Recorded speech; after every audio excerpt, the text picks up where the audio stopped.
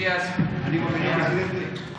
Bueno, vamos como todos los lunes a informar sobre los precios de los energéticos, pero también sobre la canasta básica. Ricardo Sheffield va a informarnos. Y también el día de hoy nos acompañan la maestra Delfina Gómez Álvarez, secretaria de Educación, el doctor Rogelio Ramírez de la O, secretario de Hacienda, el maestro Roberto Salcedo Aquino, secretario de la Función Pública, el licenciado Juan Pablo de Botón Falcón, subsecretario de Egresos de la Secretaría de Hacienda, y el licenciado Óscar Flores Jiménez, que es titular de la Unidad de Administración y Finanzas de la Secretaría de Educación Pública, porque se va a informar a todos los trabajadores de la educación sobre un aumento a los salarios de los trabajadores al servicio de la educación, maestras, maestros, a todos los trabajadores de la educación. Se va a explicar en qué va a consistir este aumento. Y luego ya abrimos para preguntas y respuestas. Adelante.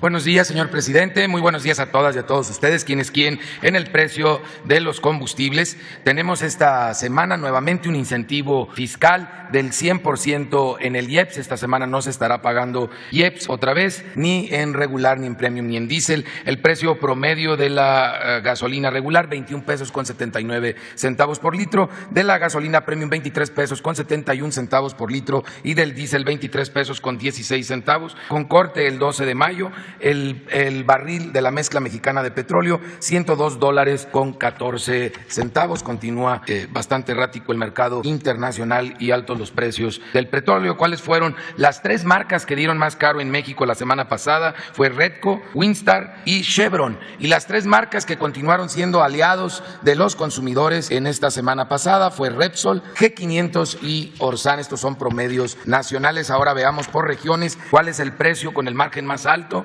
Lo tiene para la gasolina regular BP en Escárcega, Campeche, con un precio al público de 23 pesos 29 centavos por litro y un diferencial, una ganancia de 3 pesos con 34 centavos, estos de BP en Campeche, comparado con los 15 centavos de franquicia Pemex, esto en Tampico, Tamaulipas, un precio al público en consecuencia más bajo de 20 pesos con 33 centavos. Nos vamos a la gasolina premium, donde otra vez BP, esta franquicia, ahora en Cancún, en Benito Juárez, Quintana Roo, tiene un precio al público de 24 pesos con 99 centavos, y se entiende, los angelitos le suben 3 pesos con 30 centavos, no le están perdiendo nada, seguro, y 15 centavos es el margen de franquicia Pemex en La Paz, Baja California Sur, con un precio al público de 22 pesos con 51 centavos. Por último, el diésel Quick Gas tiene un precio al público 24 pesos con 99 centavos por litro, un margen de 2 pesos con 25 centavos, comparado con franquicia Pemex, que tiene un precio al público de 22 pesos con 11 centavos por litro en Tampico, Tamaulipas, y un margen de 16 centavos. En el tema de verificación de gasolineras, atendimos a través de la app de litro por litro 232 denuncias o quejas a través de 170 visitas o verificaciones. Ahora todos se dejaron verificar en esta semana, que bueno, lo agradecemos, nos evitamos multas y problemas, y 6 que tuvieron irregularidades, pero fueron irregularidades menores. El precio de la gasolina regular en la app, que no cuenta el margen, es 20 pesos con 29 centavos la más barata en Servifácil en Centro Tabasco, y 20 pesos con 33 centavos de franquicia Pemex en Tampico, Tamaulipas. Las más caras para la regular, 23 pesos con 91 centavos en Matehuala, en San Luis Potosí, y 23 pesos con 69 centavos de franquicia Móvil en San Pedro Garza García, Nuevo León. Las más baratas, sin tomar en cuenta el margen de la premium, Servifácil en Coatzacoalcos, Veracruz, 21 pesos con 69 centavos el litro, y franquicia Pemex en Altamira, Tamaulipas, también 21 pesos con 69 centavos. Las más caras, 26 pesos con 49 centavos, una diferencia de 5 pesos entre las baratas y las caras, mucha diferencia. En León, Guanajuato, es de Chevron, y 25 pesos con 99 centavos de BP, aquí en la Benito Juárez, en la Ciudad de México. Pueden ver ahí que mis paisanos de León, más caros que ni los de BP, aquí en la Ciudad de México, que habían estado bastante caros las últimas semanas. Y el diésel, la más barata, 22 pesos con 11 centavos en Tampico, Tamaulipas, Tamaulipas de franquicia Pemex y 22 pesos con 14 centavos de Servifácil en Centro Tabasco. Las más caras, 26 pesos con 99 centavos Winstar en Hermosillo, Sonora, y 26 pesos con 87 centavos de la franquicia Total en Jesús María, Aguascalientes. También seguimos verificando el tema de los servicios sanitarios. Por ahí ahora esta semana encontramos algunos baños en muy mal estado y olvídense del aseo, ni qué comentar. En el gas LP, el precio promedio internacional el 11 de mayo convertido a kilos y a pesos mexicanos sería de 28 pesos con 46 centavos, cuando el promedio de las 145 regiones fue de 25 pesos con 16 centavos, un poquito más de 3 pesos en promedio de la diferencia. El mismo 11 de mayo, el precio internacional convertido a pesos y a litros, 15 pesos con 19 centavos el litro. El precio promedio de las 145 regiones, esto es para tanques estacionarios, 13 pesos con 55 centavos, casi 2 pesos de diferencia con los promedios internacionales. Y seguimos encontrando ejemplos de distribuidores de gas LP que dan por abajo de los precios máximos en su región, cosa que les agradecemos por ser aliados de los consumidores. Unos centavitos, todo cuenta. Gas Providencia en Dolores Hidalgo, Guanajuato, 13 pesos con 40 centavos, cuando el precio máximo es de 13 pesos con 64 centavos, son 24 centavitos menos los que se pueden ahorrar los consumidores. Y tenemos ejemplos en Nuevo León, Sinaloa, Guanajuato, Zacatecas, Estado de México, Chihuahua y Veracruz. También para cilindros de gas tenemos quienes dan por abajo de los precios máximos. Gas Express Nieto y Nicolás Romero, Estado de México, tiene un precio al público de 23 pesos con 55 centavos por kilo, cuando el precio máximo en la región es de 23 pesos con 62 centavos. Ahí también unos cuantos centavos de diferencia en favor del consumidor, que se agradecen por ser aliados de los consumidores en estas circunstancias internacionales complejas que estamos viviendo toda la humanidad. 810 verificaciones llevamos a cabo en el tema de gas, 9 resultaron con infracciones menores, principalmente porque encontramos 6 básculas que estaban descalibradas, ya se calibraron y se aplicó la remediación con estos proveedores en todo México, respetando al 100%, todos respetando los precios máximos, y también, como mencionamos, algunos cuantos dando por abajo de este precio máximo. Y vamos a dar informe de lo que está sucediendo con los 24 productos de la canasta básica, estos 24 productos que estamos monitoreando en todo el país, y ya estamos empezando a ver una respuesta por parte de productores y distribuidores en esta gran alianza de productores, distribuidores, gobierno federal y las y los consumidores de México. En la zona centro del país, la canasta más cara, recuerden, son los mismos 24 productos en las mismas cantidades que hace 2 semanas. Esta es la tercera vez que lo reportamos. Se añadieron 5 litros de leche pasteurizada, se añadieron 2 latas de atún y 1 lata de sardina en tomate. Y tenemos este paquete en Walmart Express, en Tlalpan, aquí en la Ciudad de México, en 1,228 pesos con 70 centavos. Esta semana se pasaron de rosca los de Walmart y son los más caros en esta zona, comparado con la central de abastos de Iztapalapa en la Ciudad de México, que tiene el mismísimo paquete en 968 pesos con 32 centavos, más de 200 pesos de diferencia. Y tenemos ejemplos que los podemos ver en el caso de León. H-E-B León tiene este mismo paquete en 1,200 pesos con 65 centavos, y en la misma ciudad de León, si van a Ley, lo van a encontrar en 1,092 pesos con 50 centavos, 108 pesos de diferencia, moviéndose unas cuantas cuadras dentro de la misma ciudad de León, Guanajuato. En la zona centro-norte, la opción más cara es H-E-B San Luis Potosí, la tiene este paquete en 1,301 pesos con 55 centavos. Estos angelitos superaron hasta el Walmart aquí de Tlalpan, y la central de abastos de Durango se ha mantenido muy económico en los últimos 2 meses, lo tiene el mismo paquete en 981 pesos. Y nos vamos a la zona norte, en donde al Superstore en La Rosita, en Torreón, Coahuila, tiene el paquete en 1,241 pesos con 85 centavos, comparado con la central de abastos de Monterrey, Nuevo León, que lo tiene en 1,061 pesos con 75 centavos. Por último, en la región sur-sureste tenemos nosotros que Mega Soriana, que ya le han ido bajando, qué bueno a los de Soriana, aunque aquí pues no se esmeraron mucho en la Diana, en Acapulco, Guerrero, donde tienen el paquete en 1,196 pesos con 85 centavos, comparado con la central de abastos de Tabasco, que también se ha mantenido relativamente bajo su precio, y que este paquete lo tiene ahora en 1,021 pesos con 50 centavos. Muchas gracias. Gracias. Buenos días, señor presidente. Con su permiso, integrantes del gabinete, gracias por estar aquí acompañándonos, y medios de comunicación y quienes nos ven a través de los diferentes medios. La conmemoración del Día del Maestro nos permite no solamente felicitar a nuestros maestros y a los cuales aprovecho para enviarles nuevamente una felicitación, sino también para reconocer el esfuerzo y tratar de valorar lo que ellos hacen día con día a través de acciones que para ellos son importantes como docentes, como es precisamente el salario, que es la prioridad. Por ello, ahorita el compañero de Hacienda, el doctor Rogelio, nos va a hacer favor de precisar. Sin embargo, yo nada más quiero aprovechar para decirles que en relación a los 4 componentes que tenemos como prioridad en esta administración, podemos dar un informe de lo que se refiere a la cuestión de planes y programas de estudio, así como el diseño de libros de texto. Hemos ahorita logrado la participación y quiero agradecer también a todas estas instituciones y todas estas secretarías que nos han apoyado con opiniones, con sugerencias a través de foros, de asambleas, que han permitido no solamente reflexionar acerca de cuál es la prioridad que se tiene para responder a lo que es el contexto social, sino también nos han permitido tener algunos elementos tanto metodológicos como teóricos, y con eso anexamos y sumamos las opiniones que han dado también nuestros compañeros maestros, que son las prioritarias, que son los que son frente al grupo y que nos permite precisamente enlazar todo este trabajo. En lo que se refiere, estos son las unidades de la Secretaría que también han participado, y quiero resaltar también la participación de las secretarías de los diferentes del orden de gobierno federal, que también nos han hecho llegar sus propuestas. En lo que se refiere a la cuestión de becas, que es otro tema también, recordemos, un componente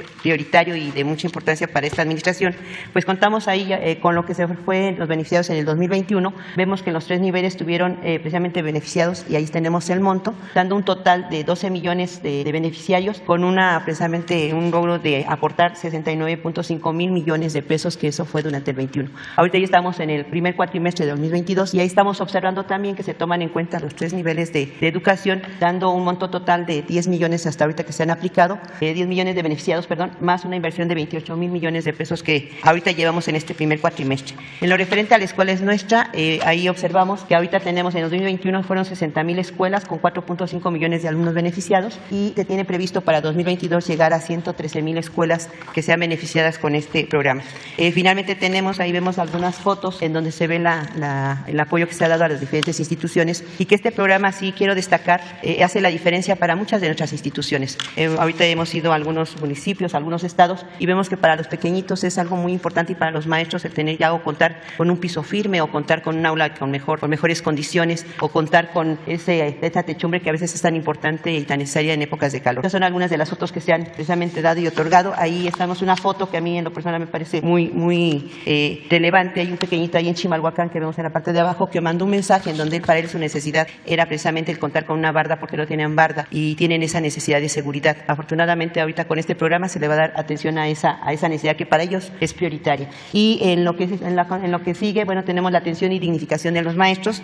Recordemos que uno de los sectores con mayor atención que tuvo y fueron prioritarios fueron precisamente el personal docente, administrativo y todos los que integraban la cuestión de educación, y fuimos el tercer sector vacunado. Primero fueron los de 65 años y más, después fueron los de salud, y después otro sector fueron los maestros y el personal administrativo. Se logró una vacunación de 2.116.087 docentes, y sí, también agradezco a todos los que hicieron posible esta acción, que no solamente fue nada más de salud, sino que inició con relaciones exteriores, lo que es seguridad, lo que es salud, pero todo eso bajo la instrucción y la preocupación que siempre ha mostrado el gobierno federal, y muy en especial el presidente Andrés Manuel López Obrador, por atender a la educación. Otra tema que también tenemos son las basificaciones que se han logrado, que hemos logrado basificaciones en 2 años, lo que en algún momento no se logró ni en 5 años o 6 años. Eso es muy importante, y también agradezco a los gobiernos federales que han hecho un esfuerzo junto con Hacienda, que también día con día nos muestra esa atención que tiene para con nosotros, y que es un beneficio que se les ha dado a los maestros de basificación,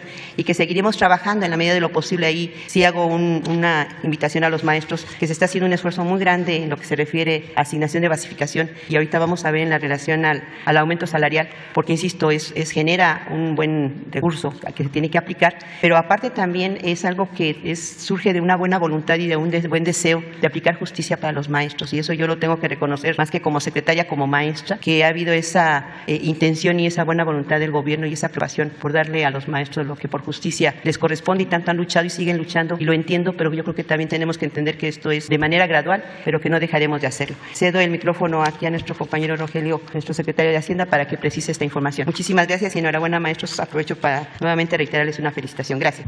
Buenos días. Con el permiso del señor presidente, con el permiso, con la venia de todos ustedes, El gobierno federal tiene un marco general para los salarios de las maestras y los maestros. Este marco hoy requiere ser revisado para corregir injusticias e inequidades. Vamos a comenzar aquí a describir, en primer lugar, cuál es la política general salarial. Esta política se centra en un aumento de 3.5% anual en sueldos y salarios y 1.8% en prestaciones. En adición a esta base de incrementos que ya están como parte de la política del gobierno, tenemos 3 elementos para fortalecer las remuneraciones, sesgando el beneficio en favor de los que menos ganan. Así tenemos, por un lado, hay un incremento porcentual escalonado. Por encima de ese 3.5 y 1.8 hay un incremento de 3, 2 y 1% escalonado para aquellos salarios menores a 20,000 pesos mensuales. Adicionalmente, tenemos salarios menores a 12,000 pesos mensuales, los cuales también van a recibir un incremento. Y además tenemos por encima de todo esto el aumento de 1% a sueldos y salarios en general, así que es una piramidación, si ustedes quieren así, de la política general y después los reforzamientos según los niveles y los escalonamientos. La estrategia se puede visualizar bien aquí. Tenemos aumentos de salarios menores a 12,000 pesos mensuales brutos, son 49,000 profesores. Estos son salarios de maestros y maestras que son los formadores iniciales de la niñez. Ese es el personal docente. 49,000 personas que tienen salarios menores y que van a equipararse a 12,000 pesos mensuales. En segundo lugar, hay 957,000 personas que ganan menos de 20,000 pesos mensuales, incluyendo los que están hasta 12,000. Estos van a recibir 3% para quienes tienen menos de 10,000 pesos, 2% para quienes ganan de 10,000 a 15,000 pesos y 1% para quienes ganan de 15,000 a 20,000 pesos. Así cubrimos con 957,000 beneficiarios. Y finalmente, para todos, para toda la base, desde el A y el B que están aquí mencionados, hay un aumento de 1% en el universo, es 1,181,351 docentes. El salario promedio que estamos buscando aproximar es el del Seguro Social, salario promedio mensual que incluye aguinaldo y prima vacacional. Este trabajador en el Seguro Social gana, o asegurado en el Seguro Social, gana 14,300 pesos mensuales. Nosotros a la derecha en la gráfica estamos haciendo la aproximación para llegar con sueldos, prestaciones, aguinaldo y las políticas de bienestar al salario que acabo de mencionar a 14,300 pesos mensuales, lo cual hace equiparable el salario de magisterio con el salario del Seguro Social según se registra. Aquí está el ejemplo en esta tablita.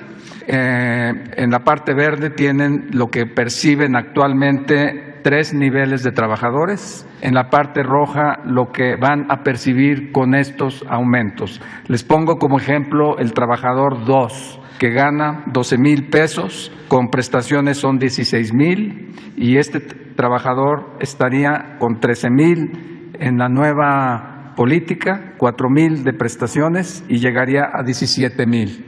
La parte que nos interesa enfatizar que está recibiendo el mayor beneficio es el trabajador 1, que gana hoy 7,511 pesos, con prima vacacional y aguinaldo de 1,200, para un total de 8,723 pesos. Estaría recibiendo 12,000 más 2,200 de prestaciones para llegar a 14,319, que es la suma que mencionaba anteriormente, el parámetro de los trabajadores en el Seguro Social.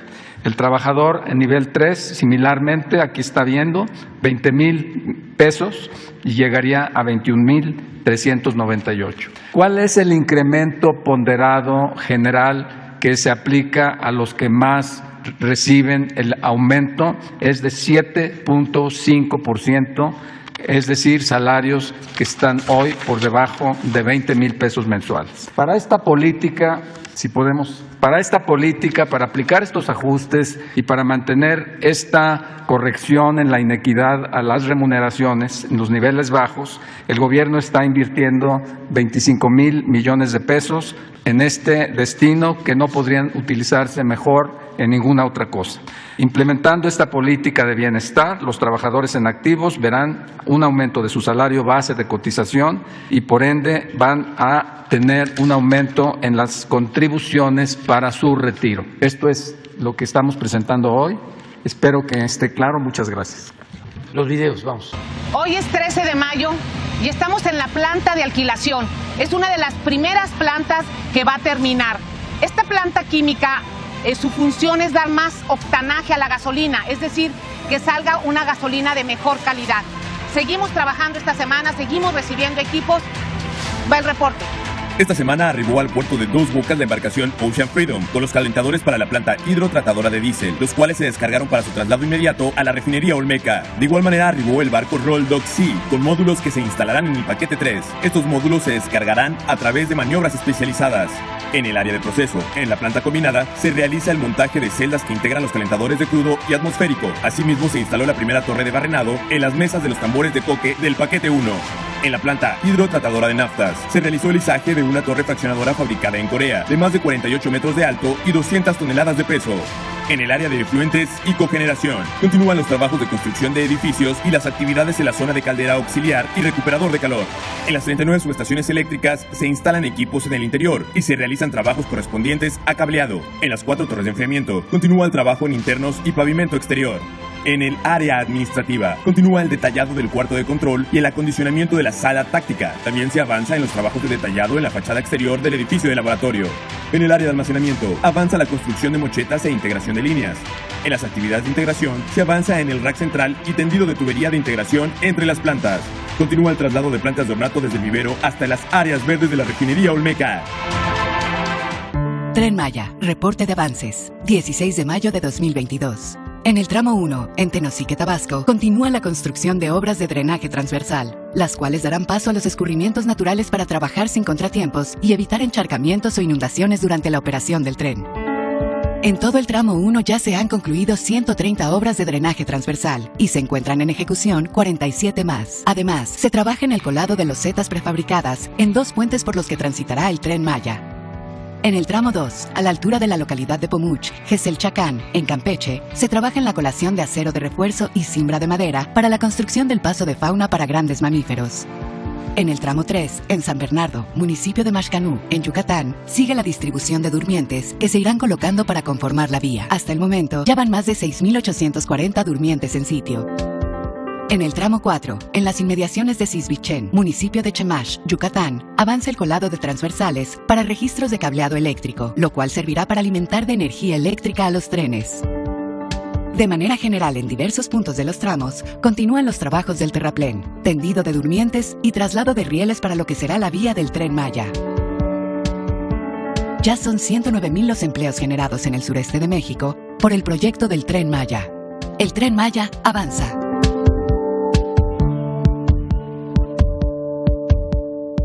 Construcción del tren interurbano México-Toluca. Reporte semanal. Avance de obra electromecánica, 61.4%. Subestación eléctrica de tracción 1. Se realizan las pruebas de los equipos en esta subestación, ubicada en el municipio de Lerma, la cual está conectada a una subestación de la Comisión Federal de Electricidad para el control y manejo de la energía. Subestación eléctrica de tracción 2. Ubicada en la alcaldía de Coajimalpa, entrará en funcionamiento a finales de este año una vez que se concluya la obra civil a cargo del gobierno de la Ciudad de México. Tramo 3, 17 kilómetros, avance de obra 56.8%. Viaducto en doble voladizo a cargo de la SICT. Se terminaron los trabajos de perforación, armado y colado de las pilas de cimentación en los dos apoyos de este frente. Esta estructura que unirá la estación Vasco de Quiroga y el viaducto atirantado tendrá un claro central de 85 metros y dos claros laterales de 59 y 48 metros de longitud. Presa Tacubaya. Continúa el retiro de asolve del vaso de la presa para recuperar su capacidad de almacenamiento previo a la temporada de lluvias. Estación Observatorio. Se liberó la última interferencia social de este frente y se continúa con la perforación, armado y colado de las pilas de cimentación para esta terminal con 4 perforadoras y equipo de apoyo. Secretaría de Infraestructura, Comunicaciones y Transportes. La Comisión Nacional del Agua informa el avance en la construcción de la presa Santa María, Río Baluarte, Sinaloa. La presa tiene un avance físico del 48%. En la Ataguía Aguas Arriba se realiza el acarreo, colocación, conformación y compactación del material de filtro, el respaldo y enrocamiento de protección y también la conformación de bordillo. Asimismo, se coloca la pantalla plástica en la cara Aguas Arriba de la Ataguía. En el túnel 2 se realizan trabajos de limpieza. Se concluyó el barrenado para habilitado de drenes y colocación de concreto. En el túnel 3, en la zona de captación, se llevan a cabo trabajos de colocación y habilitado de acero de refuerzo y concreto, así como la cimbra en muros laterales. Además, se realizan trabajos de limpieza, retiro de material y colocación de concreto de reposición en piso de túnel. Sobre la margen izquierda de la cortina se llevan a cabo trabajos de barrenado, excavación, colocación de malla electrosoldada, concreto lanzado y anclaje sobre taludes, mientras que en la margen derecha se realiza la excavación, carga y acarreo de material, colocación de concreto lanzado y anclaje sobre taludes, así como la carga y el acarreo de material en la zona del cauce y la conformación de superficie para el desplante de obra de contención. En el vertedor 1, sobre el canal de descarga, se realizan trabajos de barrenado y colocación de concreto lanzado. En el canal de llamada del vertedor 2 se continúa con los trabajos de habilitado y colocación de cimbra, acero de refuerzo y colocación de concreto hidráulico en muros de gravedad de las márgenes derecha e izquierda, así como en la zona donde se ubicará el cimacio. Se continúa con la fabricación de los últimos 5 obturadores y con la aplicación de recubrimiento anticorrosivo en los diferentes módulos que los conforman. A la fecha, se han generado 3.830 empleos en la construcción de la presa. Muy bien, vamos. 4, 5, 6, 7, primera fila. Buenos días, señor presidente. Buenos días, personas del gabinete. Perdón. Eduardo Esquivel Ancona, SDP Noticias. Mi primera pregunta, señor presidente, es sobre la NOM que acaba de decretar la Secretaría de Economía para una inspección física y técnica de los automóviles en noviembre, que costará 1,000 pesos para los automóviles de 4 años para atrás, que hayan sido construidos hace 4 años o para atrás, ya que se haya si esta NOM que empezará en noviembre, que costará 1,000 pesos, no será perjudicial para la economía de una gran parte de la población, porque pues hay que pagar otra vez. Esto es independiente de las verificaciones de los automóviles y sería en todo el país esa verificación física, y es, según dice la norma, es para cumplir acuerdos internacionales que tiene México. Entonces, mi pregunta sería, según el censo del 2020, son 50 millones de automóviles de parque vehicular registrado en México. La mayoría de este parque vehicular, más del 80%, tiene más de 4 años. Entonces serían forzados a esta verificación. Entonces mi pregunta es, ¿no nos afectará hasta en la inflación este tipo de cosas? Porque pues, es otros gastos que tiene que tener la ciudadanía, los que tienen automóviles. Sí, lo vamos a revisar. No tenía yo conocimiento. Hay decisiones que toman las secretarías y no se consultan. Ahora estamos procurando que todo lo que perjudique la economía popular se consulte. Antes era un desorden el gobierno, porque cada secretaría hacía lo que pensaba era su función o responsabilidad. Ahora no, sobre todo en lo que perjudica a la gente. Es muy claro que en seguridad pública, cuando se reunían el secretario de Marina, el secretario de Defensa, el secretario de Seguridad Pública, el secretario de Gobernación, pues de vez en cuando, y no actuaban de manera coordinada. Ahora es distinto, nos reunimos todos los días, de lunes a viernes, y tomamos decisiones de manera conjunta. Lleva tiempo establecer esta nueva forma de gobierno, pero tenemos que sensibilizar a los servidores públicos, porque ellos dicen, hay un acuerdo, así está la norma, y ya. Y la gente, como los mismos tecnócratas lo dicen, no cuenta, es una variable que no importa. Cuando es lo principal, Entonces eso se va a revisar. No vamos a estar bolseando a la gente. Pero esa era la mentalidad que prevalecía y no se ha ido todavía. Es que son procesos de cambio, de transición. Hemos avanzado mucho, pero falta. Nos queda todavía una parte ahí del pensamiento conservador tecnocrático que hay que irlo haciendo a un lado. Y no con imposiciones, sino convenciendo, persuadiendo que hay una situación distinta. Yo recuerdo que cuando llegamos, el primer diferendo que tuve con el secretario de Hacienda que habíamos nosotros nombrado fue que me presentó un programa de desarrollo que era idéntico al programa de desarrollo que se presentaba cada 6 años durante el periodo neoliberal. Lo mismo. Y le dije, pues no, yo no puedo presentar esto. Ya no queremos aplicar esta política. No es un asunto ideológico, es de juicio práctico. Esta política nos llevó a la ruina. Puede ser buena para los financieros, para los potentados, pero fue muy mala para el pueblo. Entonces ya no. Me acuerdo que le dije, espérame, vamos a buscar la forma de presentar, porque de acuerdo a la Constitución había que entregar el Plan Nacional de Desarrollo. Dame un tiempo y vamos a presentar una propuesta distinta. Y de todos los documentos que escribimos, libros, desde que estábamos en la oposición, pues elaboramos nuestra propuesta, nuestro plan de desarrollo. Me siento muy orgulloso porque un plan de desarrollo así, pues solo el plan sexenal o el plan de los magonistas de 1906. Pero cuando le dije, este es el plan, y lo vio, regresó al poco tiempo. Yo no puedo presentar esto. ¿Por qué no? Porque no, es ilegal. ¿Cómo va a ser ilegal? Porque hablábamos de lo que nunca se decía, que el principal problema de México era la corrupción. Cuando en un plan se hablaba de eso y de que el gobierno estaba secuestrado al servicio de una minoría rapaz. Con esas palabras, con ese lenguaje. Imagínense, para un tecnócrata era un sacrilegio decir eso. Pues me dice, yo no lo puedo mandar así. Ah, pues lo mando yo. Y ahí empezamos a tener diferencias que son normales. Son como formas de pensar distintas. Ahora que dije que había que proteger la vida de todos, que lo más importante es la vida, llegaron a decir, ¿fue un desliz? No, así pienso. Nada más que son dos posturas distintas. Los que quieren resolver todo con la violencia es el mátalos en caliente, quémalos con leña verde en el Zócalo. Y quienes pensamos que la paz es fruto de la justicia y que los seres humanos no somos malos por naturaleza, que son las circunstancias las que llevan a algunos a tomar el camino de las conductas antisociales. Pero son distintas formas de pensar. Hay lugares en donde se piensa que todo debe ser con la fuerza. Imagínense el gobernador de Texas. No lo considero una mala persona, no lo conozco, pero se burla antes, ahora ya no lo hace, de que dije lo de abrazos, no balazos. Choca con su mentalidad. No es que sea un hombre malo, de mala fe, es que son dos pensamientos distintos. Yo sí creo que lo mejor es enfrentar el bien, digo el mal haciendo el bien. Eso es lo que yo pienso. Y la no violencia, lamento mucho lo que pasó en Estados Unidos, de este asesinato de afroamericanos por racismo. Eso lo tenemos que combatir, y no con el uso de la fuerza, sino convenciendo, persuadiendo, con la educación, con la concientización. Entonces, eso no está resuelto y no vamos a hacer nada que afecte la economía popular. Nunca hay que estar pensando en afectar la economía popular. La diferencia entre nosotros y los neoliberales o neoporfiristas es que ellos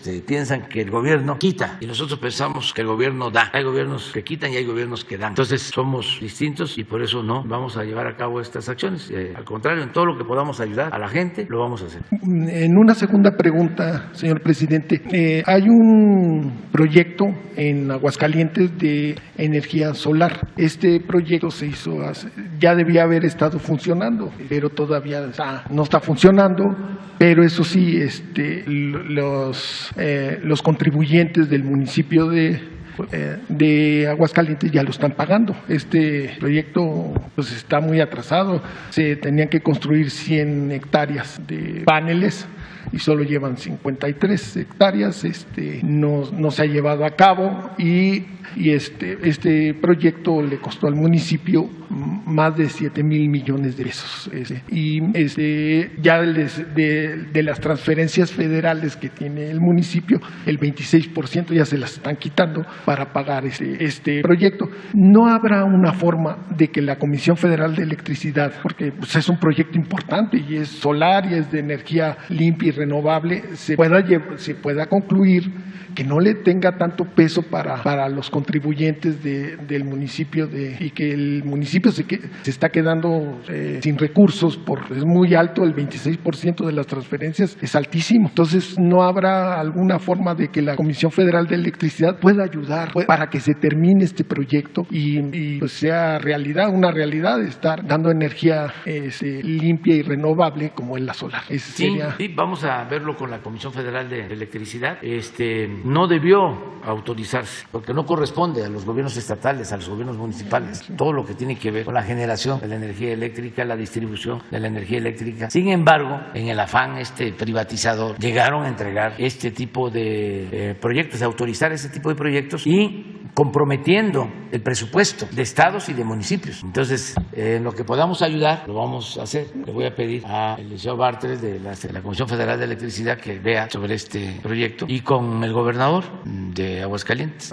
Es el ayuntamiento de Aguascalientes. De Aguascalientes. Y está una empresa que se llama Next Energy de Javier Maiz Doménez, que tiene de socia a una connotada panista, Jovita Morín Flores. Lo vemos. Sí. Entonces, pues sí, porque esto, por las dos cosas, porque se lleve a cabo el proyecto, yo no entiendo mucho cómo no pueden con un proyecto así y quieren que todas las casas, 35 millones de hogares de México tengan paneles solares. Eso es una cosa inviable y que no está bien. Muchas gracias, señor presidente. Muy buenos días, presidente. Miguel Arzate, del Sistema Público de Radiodifusión del Estado Mexicano, Canal 14. En un primer tema, presidente, este fin de semana se reunió con productores extensionistas de varios estados, entre ellos Jalisco, Puebla, Veracruz.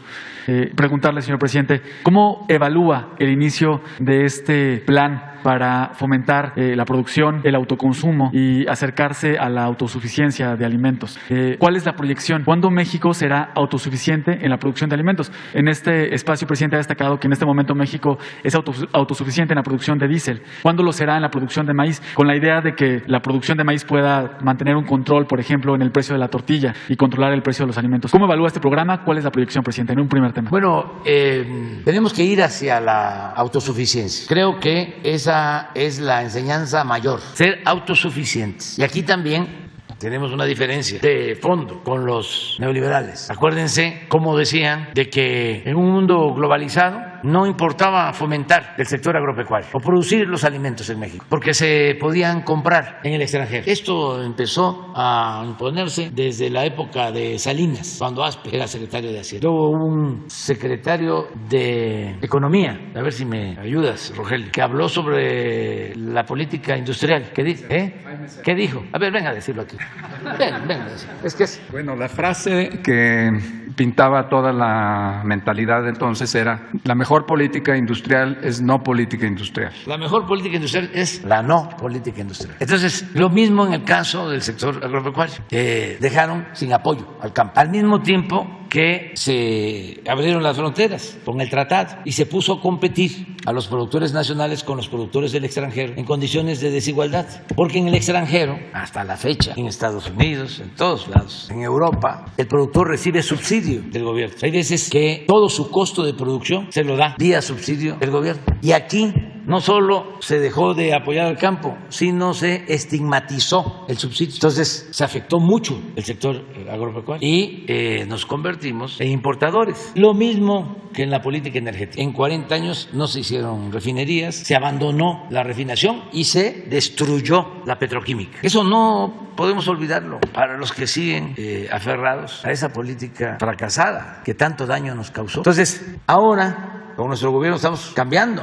Y en el caso de la política energética decidimos producir en México lo que consumimos, dejar de comprar las gasolinas, dejar de comprar el diésel y producirlo, no vender el petróleo crudo y comprar las gasolinas, sino procesar nuestra materia prima. Hemos avanzado porque desde el inicio del gobierno estamos recuperando las 6 refinerías que nos dejaron, que no les dio tiempo de venderlas, aunque en algunos casos vendieron plantas de esas refinerías que vamos a recuperar. Estamos en eso. Bueno, nos dejaron refinerías con capacidad para procesar 35% de petróleo, cuando el promedio en Estados Unidos de operación de una refinería, su capacidad para procesar crudo es en promedio 80%. Entonces empezamos a invertir en nuevas plantas y estamos levantando las 6 refinerías y ya hemos avanzado. Hemos dejado de importar casi el 50% de las gasolinas y, como tú lo mencionas, ya con la compra de la refinería de Deer Park somos autosuficientes en diésel. Y ahora que se va a terminar Dos Bocas, pues ya el año próximo dejamos de comprar gasolinas y vamos a producir aquí en México las gasolinas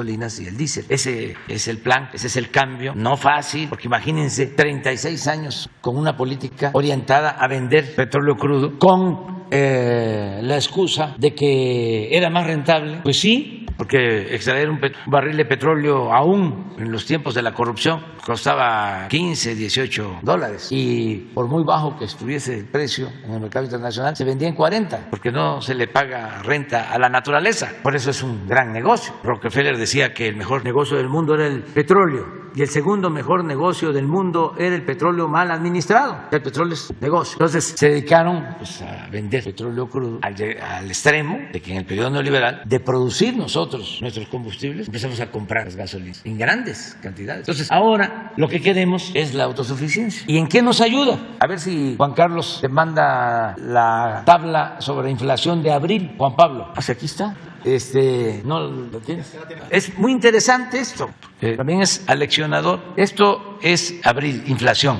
Y en el caso de energéticos, como nosotros tenemos más autosuficiencia, más control, nuestra inflación en abril en energéticos es 0.6 y en Estados Unidos 2.1. Es más cara la gasolina en Estados Unidos que en México. Incluso están por aprobar en el Congreso un control de precios de gasolina en Estados Unidos, que le está afectando bastante. Ya hay control de precio de gas en España. La semana pasada lo establecieron. Porque si aquí tenemos 7.7 de inflación y en Estados Unidos 8.3, hay países en Europa con mucho más inflación. A ver si no tenemos la tabla de inflación de Carlos Torres. Bueno, pero esto nos ayuda. En cambio, en alimentos, no tenemos aquí el desagregado. A ver, aquí está. 3.6 nosotros y ellos 1.3. Por eso iniciamos la campaña para impulsar la actividad productiva y por eso también con productores, distribuidores, con las tiendas de autoservicio, llegamos a un acuerdo para que se garanticen precios justos en una canasta básica de 24 alimentos. Y yo estoy seguro que ellos van a cumplir. Las tiendas Walmart y Soriana y Chedraui y Ley, todas van a cumplir, que nos ayuden en eso. Pero la mejor fórmula es producir. Y en esta producción, ¿en qué alimentos será México autosuficiente próximamente? ¿En qué alimentos? ¿Maíz, tomate? Vamos a seguir con maíz. Vamos a seguir impulsando maíz. En maíz blanco sí, hay autosuficiencia, pero necesitamos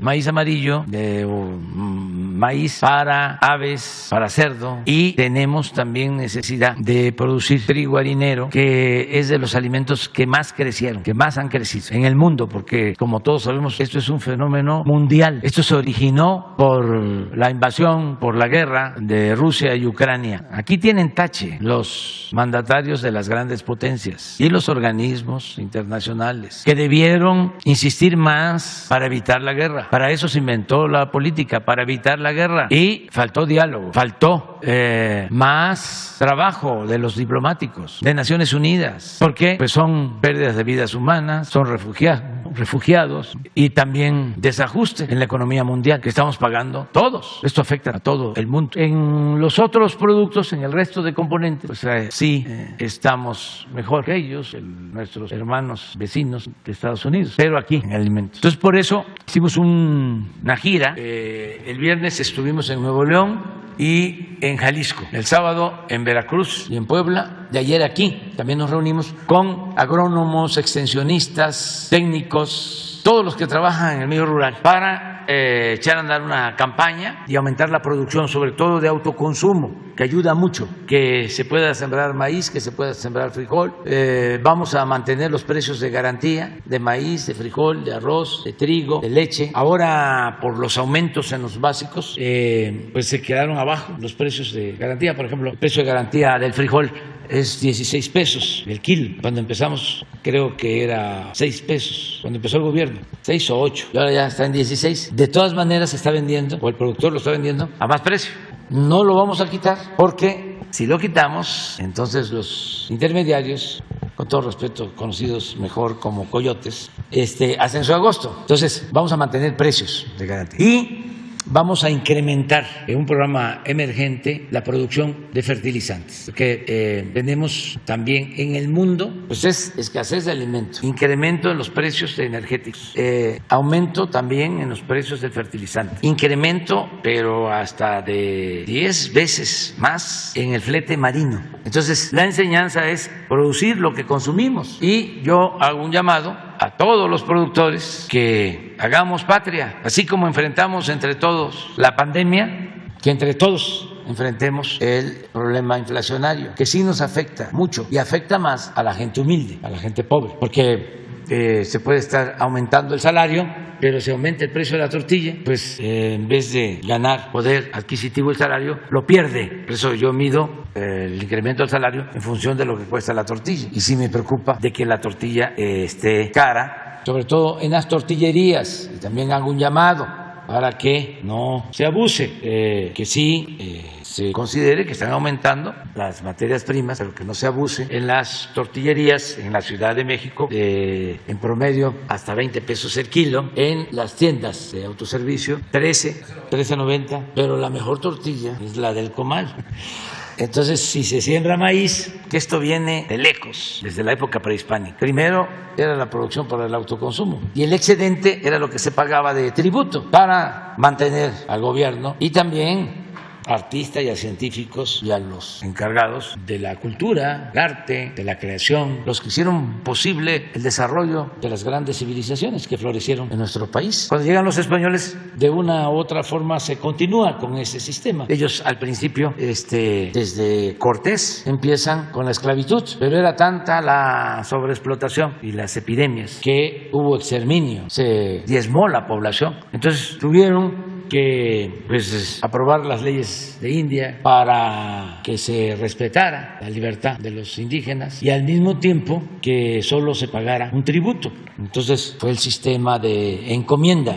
Un encomendero tenía un número determinado de comunidades y esa encomienda o esos encomenderos recibían un impuesto y era el excedente de producción. Primero el indígena producía para su autoconsumo y el excedente, llaman los de la ciencia social, el plus producto, siempre en especie, era el que se entregaba como un impuesto. El maíz, el cacao. Por eso dicen, el cacao era moneda. Entonces, sí, pero en un concepto distinto, porque era un producto que se intercambiaba en el sistema de trueque. Pero durante muchísimo tiempo, no siglos, milenios, lo primero era producir para el autoconsumo. Y esto hasta hace poco, se mantiene en muchas comunidades, porque se tiene el maíz. El que vive en la montaña de Guerrero es jornalero y tiene su pequeña parcela. Se va a trabajar al norte como jornalero 6 meses y regresa, y con sus caballos, con sus bueyes, con el arado, para su tierra,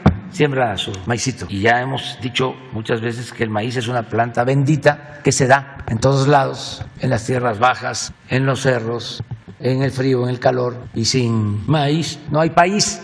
Entonces, todos a sembrar maíz y frijol, todos a sembrar, a la autosuficiencia. Y era una economía muy integrada, porque el que tiene maíz pues puede tener para dar de comer a sus gallinas, y de ahí sale el huevo, el blanquillo, los cerdos, y otros animales de patio. Entonces tenemos que impulsar mucho la producción de autoconsumo y también la producción para el mercado, la producción comercial, y por eso vamos a destinar bastante tiempo y recursos a modernizar las plantas de fertilizantes que nos dejaron, y a ver si echamos a andar otras, aprovechando que tenemos contratos de gas, que es materia prima para el fertilizante, y el propósito es producir. Sí. Sin duda, presidente, importante este mensaje que dice de hacer patria, fomentar el autoconsumo y consumir los alimentos que se producen aquí, importante. Surgen muchas dudas, nada más para cerrar este tema, presidente, como saber cuál sería la evaluación de los próximos 6 meses con este plan contra la inflación, porque es un plan integral, ¿no?, para que no suban los precios, y saber qué medidas se tomarán contra quienes violen los precios de garantía. Pero pasando a un segundo tema, presidente, la Cumbre de las Américas. La semana pasada el gobierno de Estados Unidos en la Casa Blanca se decía que todavía no se enviaban las invitaciones para esta cumbre. Preguntarle, presidente, ¿ya recibió la invitación para esta cumbre de las Américas. También preguntarle, en días pasados, líderes de América Latina, mandatarios, han externado su respaldo, están de acuerdo con su propuesta de invitar a todos los países, entre ellos Xiomara Castro, Alberto Fernández, Luis Arce, Evo Morales. Preguntarle si ha recibido algún mensaje también específicamente por esta propuesta suya de invitar a todos los países. Y en caso de que se excluya, así lo decida quien organiza esta cumbre, que se decida excluir alguna nación y acuda el canciller en su representación, ¿qué mensaje llevaría el canciller a esta cumbre? Ese sería el segundo tema, presidente. Bueno, yo tengo la esperanza de que se invite a todos, y ha habido una actitud muy responsable de parte del gobierno de Estados Unidos, porque no han salido a negar la posibilidad de que participemos todos. Incluso la vocera de la Casa Blanca mencionó de que todavía no se habían mandado las invitaciones. Y es cierto, todavía no hay invitaciones. No la ha recibido todavía. No, pero no solo es mi caso, ningún mandatario ha recibido invitación. Y creo que esto es parte de una actitud responsable de no hacer a un lado la propuesta que estamos haciendo muchos en América Latina para que no se excluya a nadie. Y yo tengo confianza en el presidente Biden, porque es un hombre que busca la conciliación, que busca el diálogo, y creo que eso es lo mejor, no la confrontación, no la discriminación. Tenemos que unirnos, y claro que tenemos diferencias, pero se puede llegar a acuerdos respetando las diferencias, respetando la idiosincrasia de cada pueblo, la soberanía de cada país, buscar lo que nos une. Hoy va a hablar por teléfono el secretario de Relaciones Exteriores de México, Marcelo Ebrard, con el señor Blinken, que es el jefe del Departamento de Estado. Y el miércoles viene una comisión de los organizadores de la cumbre. ¿Visitan Palacio Nacional? Sí, y los vamos a recibir con mucho gusto, y vamos nosotros a exponer el por qué consideramos que debemos unirnos todos y que es un momento estelar. Sería algo extraordinario, es inaugurar una etapa nueva en las relaciones entre los países de América. De modo que esperemos y que no nos confrontemos, vamos a esperar. Y si no se logra, que de todas maneras pues nos sigamos respetando, que no haya sanciones o reproches. Sencillamente no hubo acuerdo, no hubo entendimiento, pero yo no descarto de que haya esta unidad de todos, que nos reunamos en Los Ángeles. Imagínense que es, después de la Ciudad de México, la ciudad con más mexicanos. Ciudad cosmopolita. Ciudad cosmopolita, Los Ángeles. Sí. Que estemos ahí todos juntos, y también el que no quiera asistir pues está también en su derecho, ¿no? Pero que nadie sea excluido, que nadie excluya a nadie. ¿Esta visita del próximo miércoles es especial? ¿Es a propósito de esta petición de México de invitar a todos? Sí. ¿O es una visita que hace a todos los países? ¿O es especial para ver este tema? No, ese es para este propósito. Viene un senador que es el coordinador o el que está ayudando en la organización y viene a hablar con nosotros. Está también ayudando el embajador Ken Salazar, y todos están aportando para buscar que se dé este encuentro con todos. Suceda lo que suceda, de todas formas México va a estar presente, va a estar el canciller, nuestro secretario de Relaciones, Marcelo Ebrard, pero yo no iría, porque yo pienso que necesitamos de la unidad de América, y ya es tiempo de los hechos. Hechos, no palabras. Cuando se trata lo de el bloqueo en Cuba, en Naciones Unidas, solo 2 países votan en contra, todos a favor de que se quite el bloqueo. Pero eso es como un ritual, cada año, y ya, quedan libres de conciencia. No, porque es un pueblo que está sufriendo por una medida que todos debemos calificar injusta, no solo al momento de votar. Es como hablar de independencia, hablar de soberanía, y aceptar que no se respete la independencia y la soberanía de los países. Eso es una incongruencia, y además está muy claro en nuestra Constitución. Es no intervención, autodeterminación de los pueblos, solución pacífica de las controversias, cooperación para el desarrollo, respeto a los derechos humanos. Entonces, esa es la política de México y es la que vamos a aplicar. Muy bien. Lo del trigo que estabas mencionando va incluido en lo del maíz. frijol, arroz. ¿Qué proyección tiene al respecto Trigo. del mismo mercado en México y las condiciones de Que tenemos que fomentar que haya más producción y por eso mantenemos el precio de garantía, en el caso del trigo harinero, porque sí es de los alimentos que más han aumentado de precio en el mundo, pero sí estamos considerándolo. Sí, muchas gracias, señor. Buenos días a todos. Raúl Hernández del Barlovento, del Concepto Integral del Comercio Exterior. Señor, usted mencionó a un personaje que junto con Salinas de Gortari hicieron destrozos en el país y dejaron muchas cosas muy mal. El 9 de enero del 2020, mi primera intervención que tuve yo aquí, la oportunidad de hablar, mencioné sobre la corrupción en la Marina Mercante. Eso significa también puertos y algunas otras cosas. Ha habido avances interesantes, sí ha habido avances definitivamente, sin embargo hay mucho rezago. Un avance que, por cierto, ojalá la señora secretaria me pueda corroborar, parece que hay modificaciones, adiciones de textos sobre Marina Mercante a los libros de texto escolares. No sé si sea cierto, fue un rumor.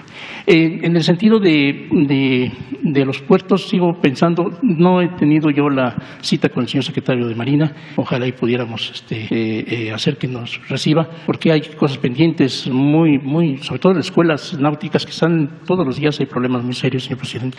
El día de antier, hubo un problema con un alumno, lo iban a correr y está a unas semanas de salir de su escuela y graduarse y bueno, trató de hacer todo lo posible para que no lo corrieran, y por una cosa injustificada, pero bueno, es largo. El asunto es pendientes, nuevamente Veracruz.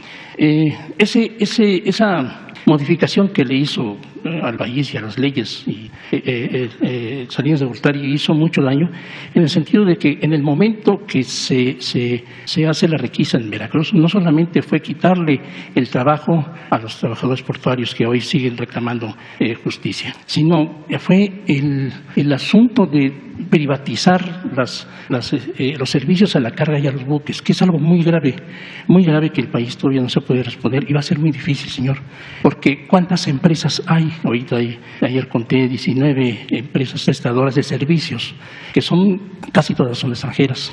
De hecho, tratan muy mal a los trabajadores, no hay un sindicato, casi todos los sindicatos son blancos. De hecho, hay una empresa que no prohíbe tener un sindicato. La que más o menos trata bien a los trabajadores es ICABE. Sin embargo, el apoderado legal del sindicato con el cual estuvieron platicando el señor secretario de Gobernación en Veracruz el 22 de abril, está hablando de que ya vencieron que ya ganaron el pleito con ICABE y que van a recuperar el trabajo portuario, cosa que no es cierto, porque además está bajo el Tratado de Libre Comercio el asunto, y además que son cosas que no me parece que estén bien consideradas, porque esa gente que estuvo frente al señor secretario de Gobernación es gente que han cometido muchas faltas, han cometido muchas irregularidades, están acusados de despojo sobre todo.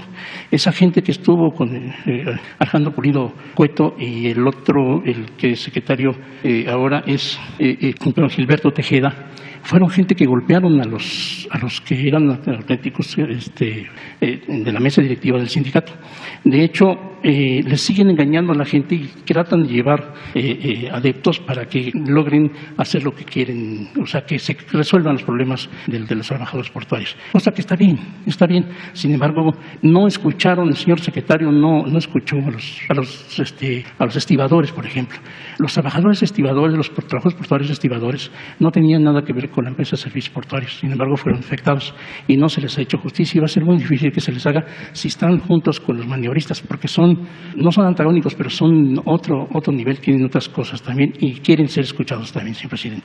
El otro punto que quiero hacer hincapié es precisamente del trabajo portuario actual que se desarrolla con los trabajadores portuarios. No tienen garantías, no tienen seguro social, no tienen nada, viven en unas condiciones muy de verdad, muy malas. Mostré una foto a Jesús, se sorprendió mucho de un trabajador como tiene la mano destrozada. Y el día que usted estuvo ahí en Veracruz precisamente, ese día también se accidentó otro trabajador, le cayó el destrozado de la mano. Y no tienen los suficientes cuidados en las atenciones, la capacidad. Son gente que va de la calle y los meten a trabajar por esa anomalía que tienen de trabajo. Las empresas que dan los servicios a la carga y a los buques, que son privados, son empresas extranjeras muy poderosas y no están haciendo el trabajo correcto, no están dándole el servicio y las prestaciones a los trabajadores portuarios. Y lo más grave que yo considero, señor presidente, es que no hay una afluencia de mercancías mexicanas en los puertos, en ningún puerto del país. Usted menciona que no se consume maíz transgénico. Le digo respetuosamente, los silos que eran de Conasupo, de Veracruz, ahora están en manos de Cargill, la empresa esta que compró Monsanto y que produce maíz transgénico. ¿Por qué digo que sí consumimos maíz? Porque yo mismo hice un reportaje, busqué información y me fui a todas las tortillerías y a las tortillerías de los mercados y sorprendentemente utilizan el maíz transgénico de Cargill.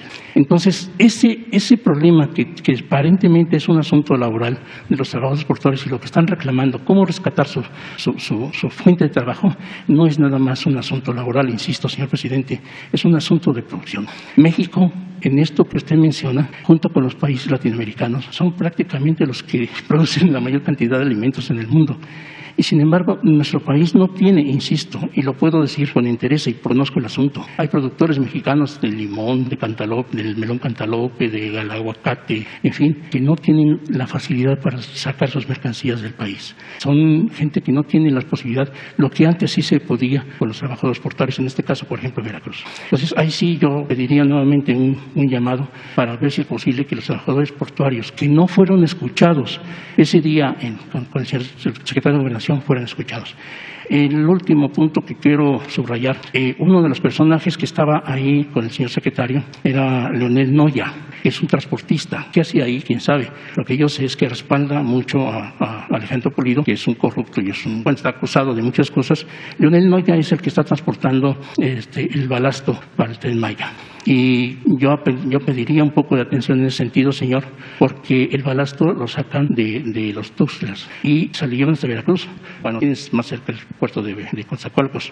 ¿Por qué ese manejo de la carga? No sé, tendría que investigarlo, pero yo le podría decir que habría que tener un poco de atención en ese manipuleo de carga, porque un proyecto como el Tren Maya puede venirse abajo con gente que no es precisamente la más honesta para manejarle esa carga. Es todo, señor presidente. Muy bien. Espero. Yo pienso que hay que pedirle a Adán que hable con los que...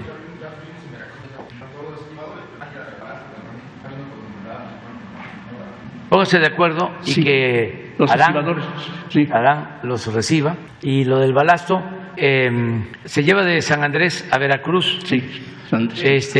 Porque esa es la decisión de las empresas. El balasto lo adquieren las empresas que están construyendo el tren. Entonces, ellos deben de tener sus motivos. Sí, señor. Puede ser la capacidad del puerto, puede ser el volumen, es decir, que ahí en San Andrés no hay un muelle adecuado. Grande. Pero está Coatzacoalcos más cerca, señor. ¿Mande? Está Coatzacoalcos más cerca para ese movimiento. Sí, pero ellos deben de tener una logística y está raro que, según mi información, en el tramo 2, que lo tiene Carso, el tramo 3, que es Indy, y el tramo 4, que es Ica, en todos los casos es por Veracruz. Pero de todas maneras hay que verlo, ¿sí?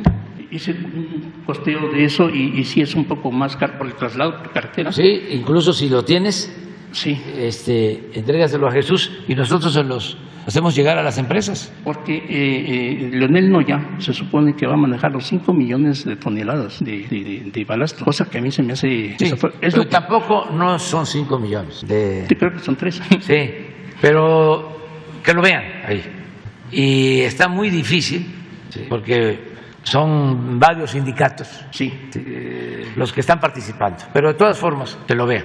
Y lo del secretario de Marina, señor presidente. Y también que el secretario Ojeda te reciba y platique contigo. Le quiero aclararle que me han llamado para que me atienda, pero no es el secretario Ojeda. ¿Y por qué me niego a que no me atienda otra persona? Porque lo mismo que estoy pidiendo desde hace 2 años es lo mismo que me ha ofrecido incluso el ahora su secretario Arellano y no se resuelve. Y lo de oceanografía están por chatearrear los barcos que tienen que hacer para pagar a los trabajadores portuarios. Y eso está pendiente.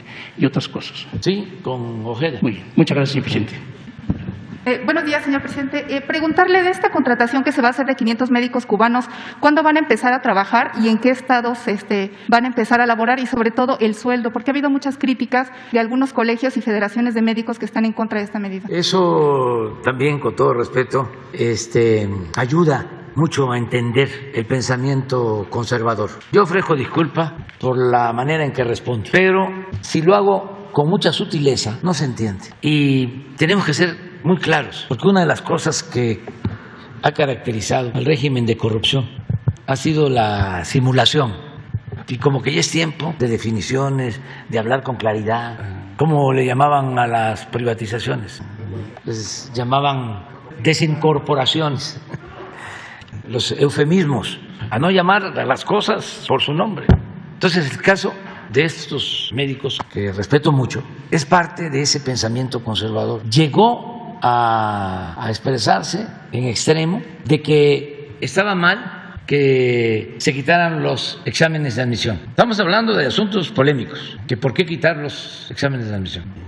2, ¿por qué abrirle a todos la posibilidad de la especialización? ¿Por qué ampliar a especialistas? ¿Por qué darles becas a médicos para que se especialicen? Y ahora, 3, ¿por qué traer médicos de Cuba? Contestamos, porque no tenemos médicos, porque el sistema de corrupción que defendieron esos médicos, que firman esos documentos, dejó de invertir en la educación pública y quería privatizar la educación. Y por eso inventaron lo de los exámenes de admisión, no para que solo entraran los que pasaran el examen, sino para que entraran solo los que tenían cupo, o para llenar el cupo disponible, que cada vez era más reducido, porque pasaban el examen todos, casi todos, nada más que hacían 125 preguntas en medicina y aceptaban a los que contestaban bien 123, a los que contestaban bien 122, que fallaban en 3, ya no entraban. Eso fue lo que prevaleció durante todo el periodo neoliberal. ¿Y cuál es el resultado? ¿A qué nos llevaron con esa política inhumana, antisocial, absurda? A que no tenemos médicos generales y mucho menos tenemos médicos especialistas. Ese es el saldo de esa política corrupta que se impuso durante 36 años. Entonces, ¿cuál es el compromiso que nosotros tenemos? Garantizar el derecho a la salud. A esos mismos médicos conservadores y sus patrocinadores, los dueños de laboratorios y de las grandes clínicas privadas, a esos mismos no les gusta la gratuidad en la salud, porque ellos consideran que la salud es un privilegio, que pueda ser atendido el que tiene dinero para pagar un hospital, para pagar las medicinas, los estudios clínicos. Y no, la salud es un derecho. Entonces, ¿cuánto van a ganar los médicos cubanos? Lo mismo que ganan los médicos mexicanos. Y lo primero es convocar a todos los médicos de México, pero lo tenemos analizado y no tenemos especialistas para ir a trabajar en hospitales en las zonas más pobres, más apartadas. No hay pediatras. Cuando empecé el gobierno, hice un recorrido por los 80 hospitales del IMSS Bienestar, que eran y siguen siendo de lo mejor. Me acuerdo que fui a los 3 hospitales del IMSS Bienestar de Yucatán. En ninguno de los 3 había pediatra. Y así sigue. Entonces, estamos contratando a todos los médicos. Pero como ya sabemos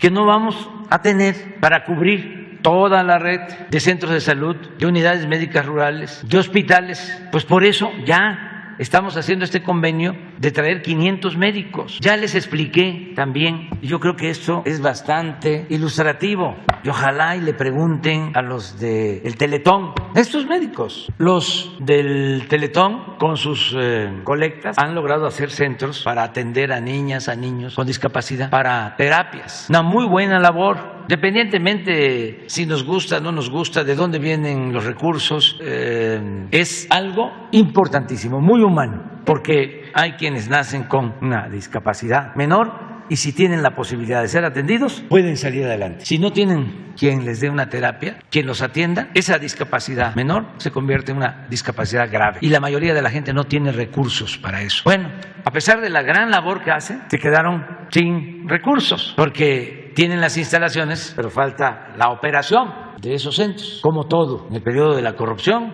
los gobernadores y en el gobierno federal, no todos desde luego, decían, vamos a hacer un hospital. Y sí, construir un hospital pues puede costar 500, 1,000 millones. Sí, pero mantener ese hospital cuesta lo mismo.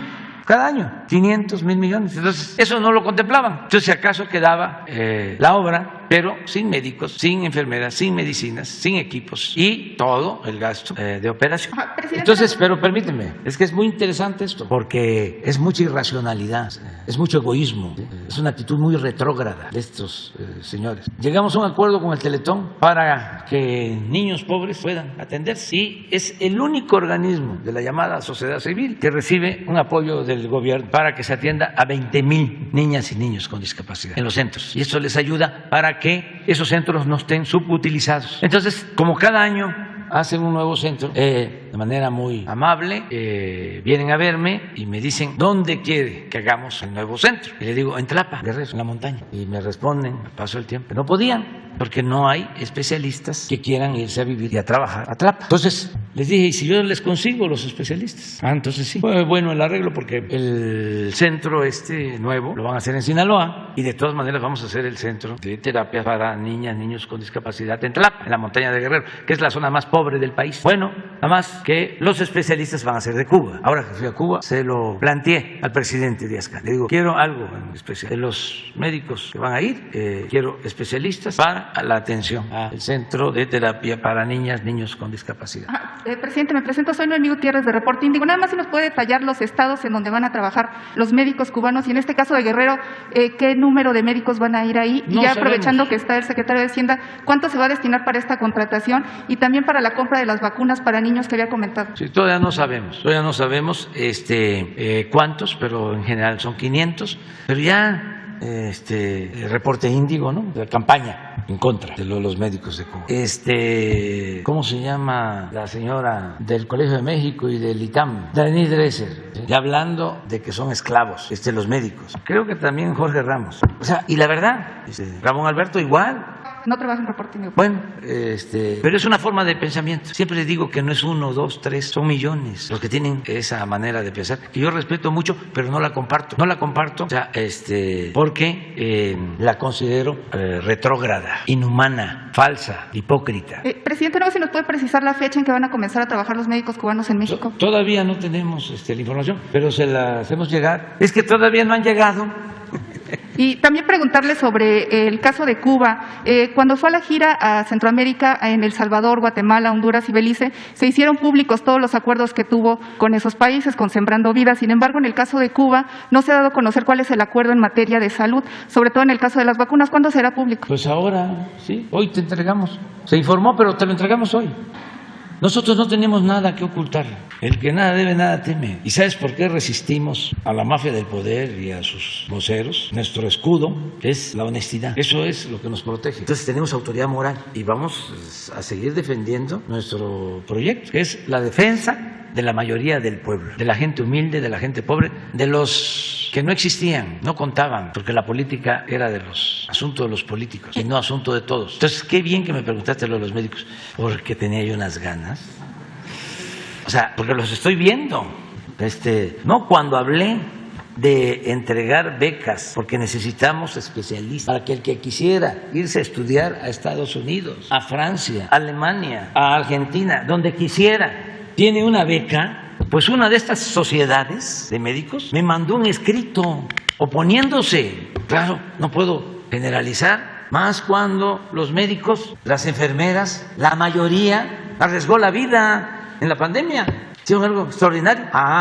Pero hay una élite que tiene un pensamiento retrógrado. Es como el caso, con todo respeto, de mi alma mater, de la UNAM. Y como yo siempre digo lo que pienso, no me voy a callar a reclamarles de que enfrentamos la pandemia Y en vez de convocar a todos los médicos estudiantes a enfrentarla, a ayudar, se fueron a sus casas. Eso no deben hacer las universidades, ni públicas ni privadas, pero mucho menos las públicas y mucho menos la UNAM. Pero entiendo, Porfirio Díaz tardó 34 años y costó, bueno, el golpe de Estado de Huerta. Tenía el control de toda la intelectualidad, el control de todos los medios de información. Costó el asesinato del apóstol de la democracia. Bueno, 1 millón de mexicanos que perdieron la vida. Pero se transformó el país y ahora se está transformando y vamos a seguir luchando por la transformación y con la polémica, con el diálogo. ¿Tendría trabajo aquí? Claro. Que hay médicos sin trabajo aquí en el país. Porque no quieren asistir. Están las convocatorias abiertas. Nos faltan médicos. Vacantes deben de ser como 50,000. ¿No hay quien quiera acudir a ese tipo de comunidades alejadas? Sí, ese es uno. También por la formación que recibieron. O sea, el neoliberalismo nos hizo muchísimo daño porque puso por delante lo material, el individualismo. Antes, cuando menos se decía que había en el servidor público emoción social. Todo se acabó. No hay mística, no hay principios. Entonces, claro que hay para contratarlos a todos. Si el plan que tenemos es que no falten los médicos generales ni los especialistas, pero no solo que haya médicos y especialistas de lunes a viernes, sino sábado y domingo, que también se enferma la gente, y que no sea nada más un turno, 2, no, las 24 horas. El compromiso que tenemos es hacer valer el derecho del pueblo a la salud. Ese es el desafío. Y no tenemos problemas de presupuesto, porque como no hay corrupción, nos alcanza el presupuesto. El gobierno les va a pagar y no solo les va a pagar el gobierno y les va a pagar bien, sino que se van a entregar todas las medicinas de manera gratuita, todos los estudios clínicos. Es salud gratuita para los que no tienen seguridad social, para toda la población. Eso es otro asunto, ese es un contrato, porque también los que están en contra del gobierno de Cuba, lo que dicen es que se hace un contrato, se le paga al gobierno de Cuba y el gobierno de Cuba le hace un descuento a los médicos. Nosotros no tenemos por qué meternos en eso. Nosotros agradecemos al gobierno de Cuba y le agradecemos a los médicos de Cuba, que son bienvenidos porque vienen a ayudarnos. ¿Podrían mañana los especialistas de la salud presentar un reporte? Mañana podríamos hablar de eso. ¿Cómo ha funcionado ese plan de becas? Sí. Y toda la información sobre esto, porque ya, como ya abusan. O sea, están completamente en campaña de desinformación. No sabía yo que Ramón Alberto ya no estaba en... No, ya tiene tiempo que no está ahí. Presidente, y aprovechando una segunda pregunta, nada más si nos puede precisar si ya empezaron los diálogos con las empresas que tienen contrato de autoabasto y cuántas son las que se han sumado hasta el momento al diálogo y cuál es el avance de estos diálogos. Los contratos de autoabasto que se iban a tener en la Secretaría de Gobernación. Todavía no tenemos terminado. Ya han ido aceptando. Por ejemplo, los bancos ya aceptaron de que la Comisión Federal de Electricidad los abastezca. Creo que algunos centros comerciales, cuando se tenga ya más información, aquí les informamos. Bueno. Gracias. Lo de los maestros, ¿cuándo empieza en vigor? Oscar, ¿cuándo? Retroactivo el 1 de enero. Bueno, un abrazo a todas las maestras y a los maestros. Quedan ustedes 3 mañana. Mañana vamos a hacer la reunión de seguridad y la rueda de prensa en las oficinas del gobierno de la Ciudad de México, así como las hacemos ahora en Nuevo León o en otros estados. Se va a hacer en la Ciudad de México para tratar el tema de la seguridad en la Ciudad de México. Mañana nos vemos allá. Y ustedes quedan pendientes.